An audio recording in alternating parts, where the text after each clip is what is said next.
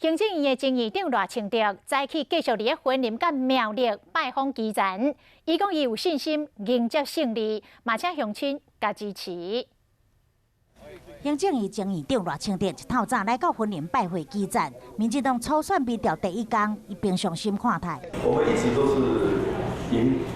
为迎接这个时刻的到来而准备。 外界传言，若是赖清德民调赢蔡英文总统，党内可能会强行征调蔡总统竞选。赖清德讲，那伊应该努力扭大民调差距。敬请全国的父老乡亲能够全力支持我，把差距拉大，